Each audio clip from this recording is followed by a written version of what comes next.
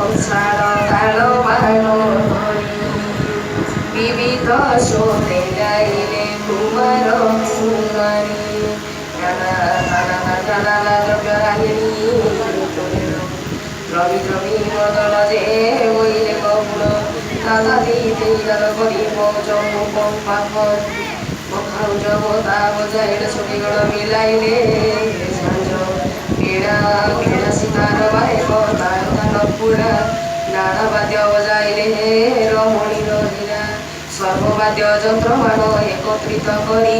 বজন্তেণ দল দল রাতি বিপুরি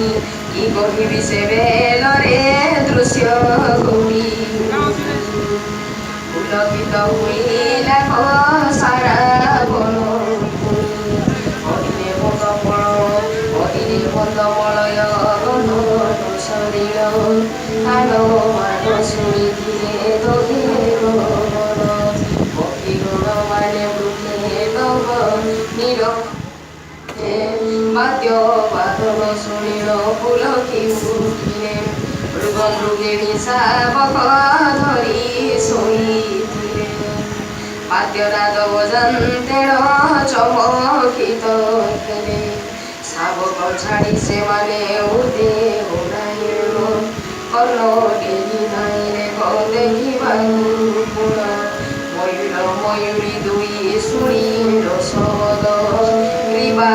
ଟେକି ନାଚିଲେ ହୋଇଲ ଆନନ୍ଦ ସୁଖ ସାରି ଦୁଃଖେ ବସିଲେ ଗଣିର ଶିବ ଗୌଡ଼ଙ୍କର ବାଦ୍ୟ ଶୁଣନ୍ତେ କର୍ଣ୍ଣରେ কৃষ্ণ কৃষ্ণ ছাড়ি হর হর সে গাইল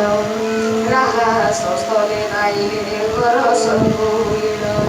বিল ভিতরে শয়ন করি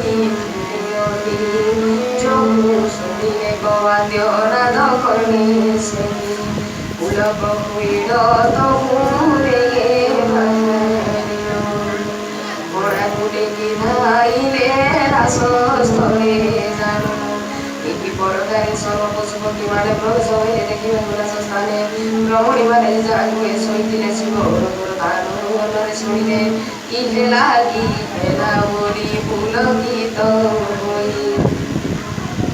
রজনী অভিবাহার হেলে কেবল রমণী পুত্রে ক্ষীর দেউଥିଲା ନାର ବାୟାହିତ ଗାଈ କରୁଥିଲା ଏକାମ୍ର ମନରେ ଶିବ ନାଦ କଲେ ଶୁଣି କହିଲା ଶିବର ଆନନ୍ଦ ସନ୍ତାନ ନା ସେ ବାହାର କାନ୍ଦି ବିକଳ ହୋଇଲା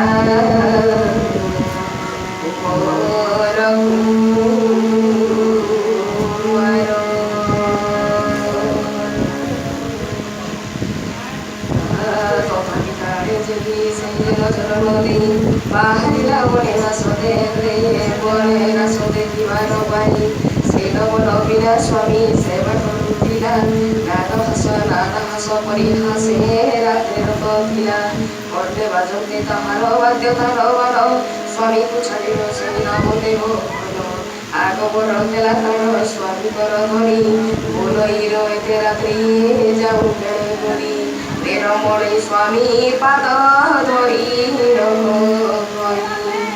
ଏକାମ୍ର ମନରେ ନାନା ବାଦ୍ୟ ବାଜୁଛଇ ଧରି ମାତ୍ର ନୟନ ପୁରାଇ ଦେଖେ ତାହା ଗୃହକୁ ଫେରି ଆସିବେ ପ୍ରାଣନାଥା ଯେତେ ପ୍ରକାରେ ତାକୁ ସ୍ୱାମୀ ମନା କଲା ତଥାପି ଏକି ରମଣୀ ତାର କଥା ନ ମାନିଲା ଏକିପରି ଭାବେ ସର୍ବେ